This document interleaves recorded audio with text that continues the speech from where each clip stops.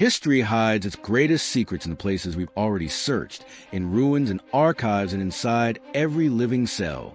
For decades, the world thought it knew Barack Obama's story. A father from Kenya, a mother from Kansas, two continents meeting in one extraordinary life. Simple, powerful, complete. But beneath that familiar narrative sat a harder question, one shaped by slavery, migration, and centuries of lives paper records never captured. Genealogy and genetics are now letting us revisit family histories in ways impossible a generation ago. Sometimes they confirm what families believed. Sometimes they reveal what history forgot. This is not only the story of one president. It's the story of memory, identity, and the threads connecting past to present. Long before Barack Obama became the 44th president, his life was already a symbol of two worlds meeting. His father, Barack Obama Sr., was born among the Luo people of Western Kenya, whose history runs centuries deep along Lake Victoria. His mother, Stanley and Dunham, was born in Kansas at the close of the Great Depression, a lineage that looked on paper like a familiar chapter of Midwestern America. They met in Hawaii in the early 1960s, when interracial marriage was still illegal in much of the country, and the civil rights movement was gathering force. Obama entered a world already wrestling with race, belonging, and identity, questions that would follow him his entire life. Growing up, Obama often described feeling caught between worlds, not fully claimed by either. That search became the spine of his memoir. Like millions of people, he'd inherited a family history full of missing pieces. Some remembered, others gone long before he was born. Every family has gaps. Most stay unsolved forever. But genealogy, and now genetic analysis, can compare the documentary record against DNA evidence to surface relationships once invisible. DNA isn't a time machine. It can't recover a forgotten conversation or replace the historical record. It's another kind of evidence, one that has to be weighed alongside documents and research. When the two agree, confidence grows. When they don't, the real investigation begins. For 19th century American families, the record is fragile to begin with. Burned courthouses, clerical errors, shifting spellings. In the South, slavery deepened the problem. Millions of lives recorded as property, not family. Relationships left undocumented entirely. The question stopped being what do the documents say, and became what happens when the documents and the DNA disagree.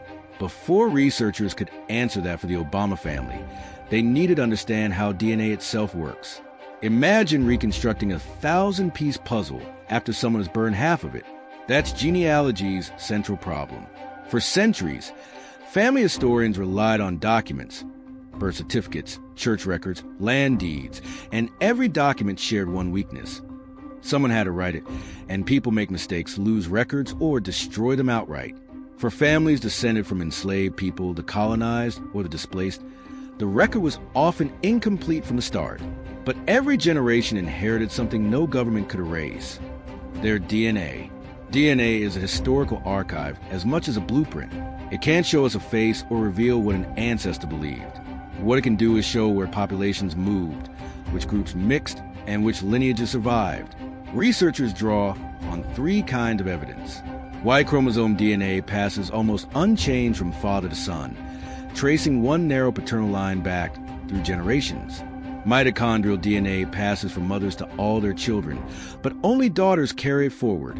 An unbroken maternal line, among the oldest genetic signatures we have. Autosomal DNA, inherited from all recent ancestors and reshuffled each generation, gives the broadest picture of relationships over the last few centuries. Together, they let scientists ask not who were your parents, but where did your family come from? DNA isn't magic. It offers probabilities and patterns, not certainties, and it has to be read alongside history, archaeology, and linguistics. Where they align, confidence grows. Where they don't, new questions open up. Few countries complicate genealogy like the United States. For enslaved Africans, names changed, languages were lost, and families were deliberately separated, leaving a documentary record that's rich for some families and silent for others after only a few generations. It's in that silence that genetic genealogy has proven most valuable, not replacing history, but pointing toward questions historians never knew to ask. For Obama's family, the outline was well established. Kenyan roots on his father's side, generations of American record on his mother's. But as researchers pushed deeper into the 19th century, the paper trail thinned. When the archive ran out, the next place to look wasn't another file cabinet. It was DNA.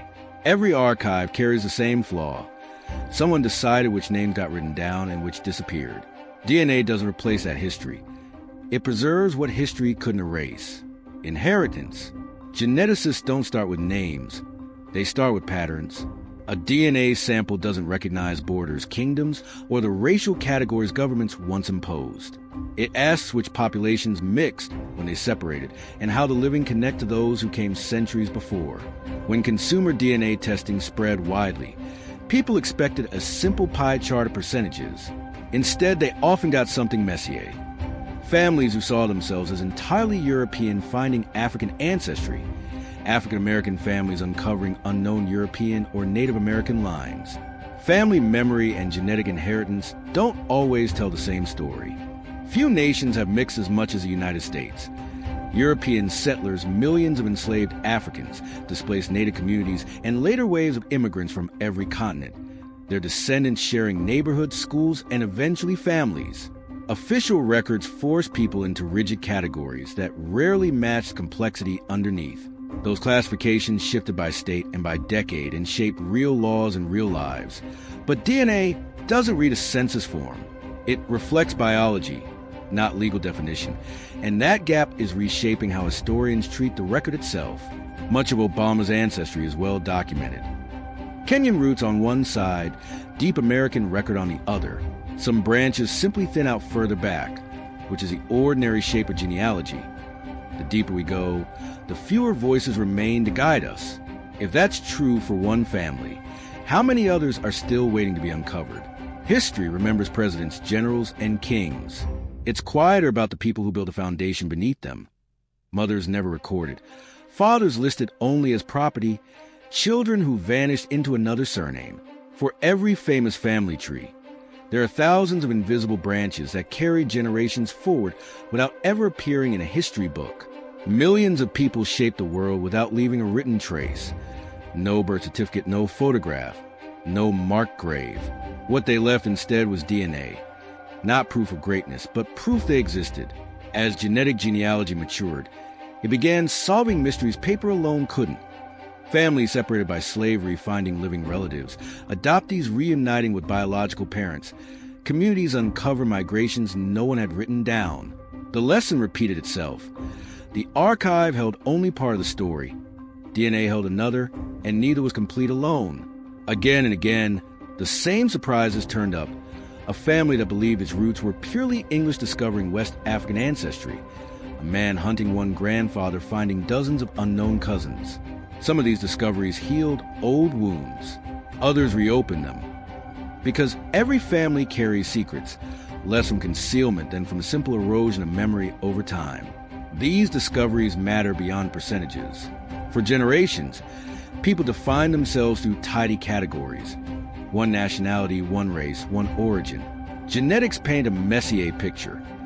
Ancestors crossing rivers, mountains, and oceans long before passport existed. Human history was never a set of isolated stories. It's always been a web. Nowhere is that clearer than in the United States, where every generation added a chapter, some celebrated, some deliberately forgotten. Forgotten isn't erased. The descendants remained, living evidence of journeys the official record only partly captured. The question historians ask is no longer just what happened, but whose story was never written down. The technology keeps advancing. Bigger databases, sharper analysis, new archaeological finds, turning once impossible questions into answerable ones. The past isn't finished speaking. We're only learning how to listen. Long before nations, cities, or a written language, small groups of humans moved across a changing world, leaving no maps and no monuments. Yet everyone alive today carries a record of those journeys, not in stone, but in DNA. Decades of archaeology, fossil evidence, and genetics converge on the same answer. The oldest known Homo sapiens remains come from Africa, where our species evolved over hundreds of thousands of years before small groups spread outward. Every person alive traces back through those early populations. Today's borders are among the youngest inventions in human history. For most of our existence, there were no passports or nationalities. People moved because they had to, following food and water, fleeing drought, adapting to a changing climate.